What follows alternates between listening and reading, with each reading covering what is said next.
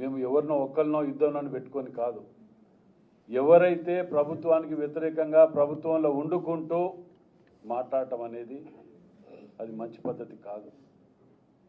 మీ అభిప్రాయాలు ఉంటే వచ్చి చెప్పుకోండి. ఏఐసిసి ఉన్నది, పిసిసి ఉన్నది, అన్ని దిక్కులో చెప్పుకొని ఇది చేయాలి. కానీ ఈ విధంగా పోతూ ఉంటే చేసిన కష్టము, ఇంతమంది త్యాగాలు మీరు వృధా చేసుకుంటూ పోతా అంటే ఇక్కడ కూర్చొని ఊరుకునేది ఎక్కడ సమస్య లేదు అందులో. దాంతోపాటే ఇవాళ మేము పార్టీ క్రమశిక్షణ కానివ్వండి, అధిష్టానాన్ని కానివ్వండి, మేము కోరేది ఒకటే, నిర్ణయాలన్నిటి కఠినంగా తీసుకోవాలి. ఎట్టి పరిస్థితుల్లో ఎంతటి వారైనా ఎవరైనా వాటికి ఈ వేదిక మీద కూర్చున్న దాంట్లో ఎస్సీలు, బీసీలు, ఓసీలు అందరం ఉన్నాం. కాంగ్రెస్ పార్టీ అంటే సెక్యులర్ పార్టీ. ఓ కులాన్నో మతాన్నో అడ్డం పెట్టుకొని మేము ఏం చేసినా నడుస్తుంది అనుకుంటే అది పొరపాటు. దాని అధిష్టానం కూడా చాలా సీరియస్గా తీసుకోకపోతే అసలు విషయం చెప్పాలంటే మాకు ఏం నవ్వు వస్తుందంటే ఒరిజినల్ కాంగ్రెస్ అంటారు. ఇప్పుడు మాట్లాడే వాళ్ళు అందరూ ఒరిజినల్ కాంగ్రెస్ అర్థమవుతుంది మాకాడ. ఇంకా మాలాంటి వాళ్ళు మేమేం చెప్పుకోవాలి? వాళ్ళు మాట్లాడేది ఏం మాట్లాడుతున్నారు? పార్టీ మారలేదనా, లేకపోతే వాళ్ళు తిరిగి 4 పార్టీలు తిరిగి వచ్చే వాళ్ళే మాట్లాడుతున్నారు. ఇవాళ నీకు అంత కష్టం అనిపిస్తుంది ఏమంటే మేము మాట్లాడాలి. మేము అడిగేది ఏది ఉంటే మేము అధిష్టానం దగ్గర మేము మాట్లాడుతుంటాం. నలుగురిని గెలిపించినామంటారు. ఇటు సీఎంఏ ఏకంగా తుపాకి రాముడు కూడా మంచిగా మాట్లాడతారు కొద్దిగా గొప్ప. సీఎంనే మేము చేసినాం, పీసీసీనే మేము చేసినాం. ఏంటి నువ్వు చేసింది? 12 నియోజకవర్గాలలో వరంగల్ జిల్లాలో 11 మెజార్టీ వచ్చింది పార్లమెంట్లో. నీ ఒక్క దగ్గర 9,000 ఎందుకు మైనస్ వచ్చింది? మాకేం తెలియదు, మాకు సంబంధం లేదు అంటారు పద్ధత. వెనుక బ్యానర్ ఉంటుంది, నీ కేక్ కట్ చేస్తుంటారు. నువ్వు జిల్లాలో ఒక్క ఎమ్మెల్యేతో మంచుకున్నావా? నువ్వు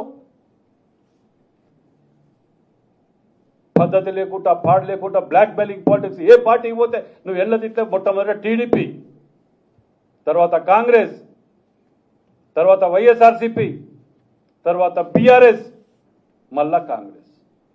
ఎక్కడ ఒక్కరితోటి మంచుకున్నావా నువ్వు? పోతూ పోతూ బీఫామ్లు కూడా ఎత్తుకపోతే ఆ రోజు కాంగ్రెస్ వీడిపోయేటప్పుడు కష్టకాలంలో కాంగ్రెస్ పార్టీ కష్టకాలంలో వదిలిపెట్టి బీఫామ్లు ఎత్తుకపోయారు. నోటికి ఏది వస్తుంది మాట్లాడుకుంటూ వదిలిపెడుతుంటే మాలాంటి కష్టపడి 54 కేసులు పొద్దుగా లేస్తే సంసారం సగం కోట్ల చేస్తారా మేము. అయినా మీకు మంత్రి పదవులు ఇచ్చి ఇచ్చేస్తే మీరు ఇచ్చే గౌరవం ఇదా? సంబంధం లేదని ఒక మాట అంటే అయిపోతుందా? అధిష్టానం కూడా ఉంటే ఉన్నది, ఏది పోతే పోయింది. కానీ ఇలాంటి వాటిని క్షమించుకుంటూ పోతే మాత్రం మాకు కూడా ఓపికలన్నిటి పోతుంటాయి.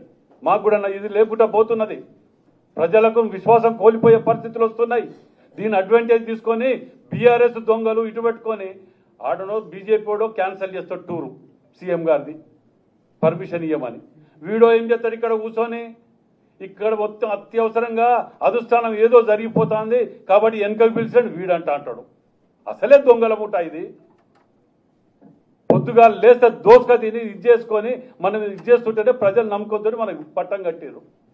పోనీ నువ్వు చెప్పిన 200 కోట్లు అన్నావు అట, పేపర్లు వచ్చిందట. ఇదా మీ సంస్కృతి? చెప్పు, ఎక్కడో చూపి ప్రూవ్ చేయి. ఇంకా ప్రెస్ మీట్ కౌంటర్లు పెడితే రోడ్డు మీదకి వచ్చి మాట్లాడతా, ఇవి తీస్తా, అవి ఏంటిది? రమ్మని అడుగుతున్నాం కదా.